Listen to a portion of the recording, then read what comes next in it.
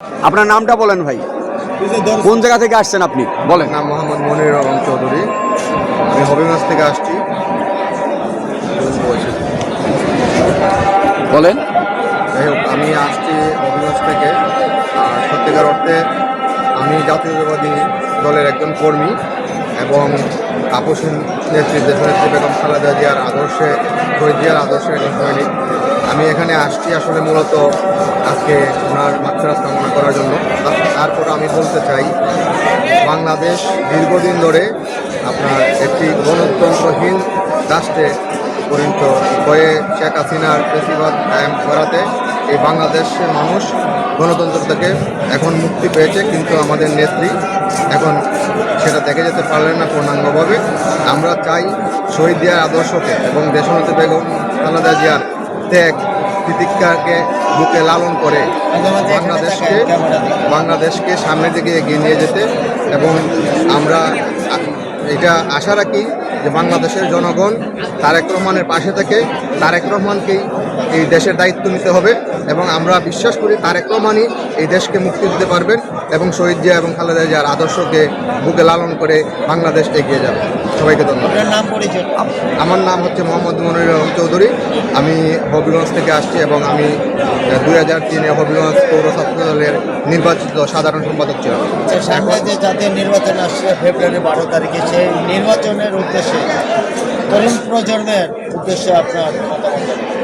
তরুণ প্রজন্মের উদ্দেশ্যে আমি একটি কথাই বলতে চাই, আমরা আমাদের দেশকে ভালোবাসি এবং আমরা যদি আমাদের দেশকে এগিয়ে নিতে চাই, জাতীয়তাবাদী শক্তিতে বিশ্বাসী হয়ে আগামীতে জাতীয়বাদী দলকে নির্বাচিত করে এবং তারেক রহমানের হাতকে শক্তিশালী করে তারেক রহমানের পাশে থেকে আমরা দেশকে এগিয়ে নিয়ে যাব। সবাইকে আমি আহ্বান জানাই, একমাত্র তরুণ প্রজন্মই এবং আমাদের নেতা তারেক রহমান উনি বলেছেন তরুণ প্রজন্মকে এগিয়ে আসতে হবে এবং তরুণ প্রজন্মই আগামী বাংলাদেশকে বিনির্মাণে ভূমিকা পালন করবে। আপনি কতটুকু আশাবাদী বিএনপিকে সকলে বেশিরভাগ বেশি অংশ ভোট দেবে আপনি নিজে?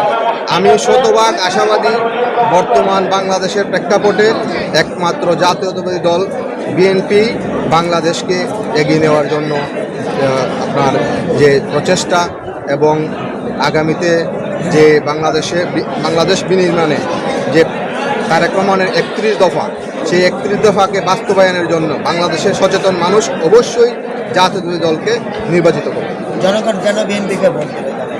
জনগণ বিএনপিকে ভোট দেবে কারণ হচ্ছে বিএনপি একটা দীর্ঘ অভিজ্ঞতা আছে, কয়েকবার সরকার পরিচালনা করেছে এবং সত্যিকার অর্থেই বাংলাদেশের প্রেক্ষাপটে বিএনপি দেশপ্রেমিক জনগণকে নিয়েই দল গঠিত হয়েছে এবং আমরা বিশ্বাস করি যে বিএনপিকে কেন ভোট দেবে আপনি বলতেছেন, সাধারণত বাংলাদেশের মানুষ খেটে খাওয়া মানুষ এবং বাংলাদেশের মানুষ স্বাভাবিকভাবেই স্বভাবসুলভভাবেই দেশপ্রেমী এবং একমাত্র আপনি দেখেন অতীত আপনি যদি পর্যবেক্ষণ করেন তাহলে দেখবেন দেশের সার্বভৌমত্ব রক্ষার্থে এবং দেশপ্রেমিক হিসাবে বিএনপির বিভিন্ন নেতা বিভিন্ন সময় আপনার ভূমিকা রেখেছেন, বিভিন্ন ত্যাগ স্বীকার করেছেন।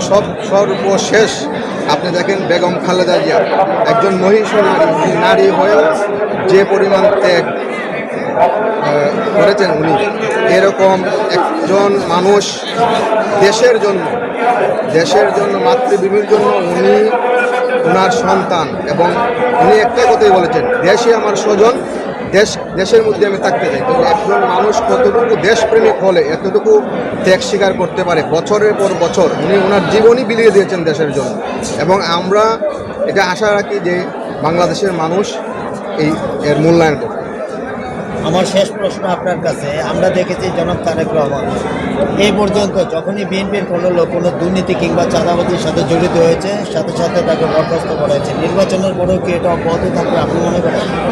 আমি অবশ্যই মনে করি এবং অবশ্যই আমি বিশ্বাস করি তারেক রহমান শক্ত হাতে দুর্নীতিকে দমন করবেন এবং উনি দেশের বাইরে ছিলেন দীর্ঘদিন এবং ওনার মধ্যে সাধারণত আমি একজন পোল্যান্ড প্রবাসী, সাধারণত যারা দেশের বাইরে থাকে তখন মানুষ অনুভব করে দেশের যে মায়া, দেশের যে ভালোবাসা এবং আমি অবশ্যই বিশ্বাস করি ওনার আধুনিক মন মানসিকতা, উনি দীর্ঘদিন একটি আধুনিক দেশে ছিলেন, তো আধুনিক মন মানসিকতা নিয়ে দেশকে গড়ার ক্ষেত্রে উনি শক্ত হাতে দুর্নীতিকে দমন করার জন্য, যদি নিজেদের দলের মধ্যেও কোনো দুর্নীতিবাজ থাকে অবশ্যই উনি শক্ত হাতে সেটা দমন করবেন, এবং উনি দেশ গঠনের ক্ষেত্রে কোনো ক্ষেত্রেই আপোষ করবেন না কারোর সাথে। ওনার মায়ের পদাঙ্ক অনুসরণ করবেন, যেহেতু বেগম খালেদা জিয়া দেশে আপোষহীন নেত্রী হিসেবে উনি পরিচিতি পেয়েছেন এবং আপোষহীন নেত্রী হিসেবে সারা জীবন আমাদের মধ্যে থাকবেন,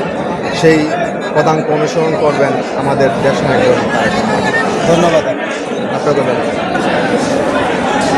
আপনি একটা প্রশ্ন নেব, আপনি পুরান প্রবাসী, উত্তর বের হয় না। এই দীর্ঘ 17 বছরে বিএনপির অনেক নেতাকর্মী জেল, জুলুম, অত্যাচার, নির্যাতন সহ্য করেছে। সেক্ষেত্রে তাদেরকে সার্বিক সহযোগিতা করেছেন কিনা আপনার হবিগঞ্জবাসীর জন্য? হ্যাঁ, আমি দীর্ঘদিন ধরে প্রবাসে থাকি, তো আমি জানি আমার এলাকায় অনেক মানুষ বিভিন্নভাবে আওয়ামী লীগ সরকারের দ্বারা নির্যাতিত হয়েছে। মানুষ জেল জুলুম খেটেছে এবং বিভিন্নভাবে বিতাড়িত হয়েছে এলাকা থেকে। আমি যতটুকু পেরেছি মানুষের পাশে থেকেছি। আমার নিজেরও কিছু সামাজিক কর্মকাণ্ড আছে, আমি সবসময় মানুষের পাশে থাকি এবং থাকার চেষ্টা করি। আমি এলাকায় আমার যারা বিভিন্ন দলের সাথে জড়িত, বিভিন্নভাবে আমি তাদেরকে সাপোর্ট করেছি। ধন্যবাদ আপনাকে।